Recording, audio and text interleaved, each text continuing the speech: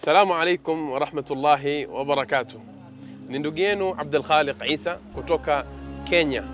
Nina furaha kubwa sana kualika Waislamu na watu wote kwa ujumla katika mashindano makubwa zaidi ya Qur'an tukufu yanayoandaliwa na taasisi ya Al-Hikma Foundation chini ya usimamizi wa shekhe wetu Sheikh Nuruddin Kishk.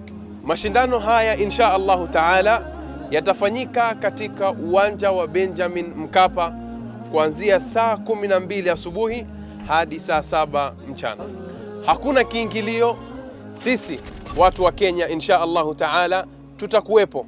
Wewe wa Dar es Salaam unakosaje? Mashindano haya makubwa zaidi ya Qur'an tukufu ya mabara yote ulimwenguni yatafanyika Jumapili ya tarehe 1 ya mwezi wa 3 mwaka huu 2026. Shika ncha yako na shika ncha yangu. Qur'an ni ncha kwa ncha, bega kwa bega, mkono kwa mkono, mguu kwa mguu, hadi kwa Mkapa.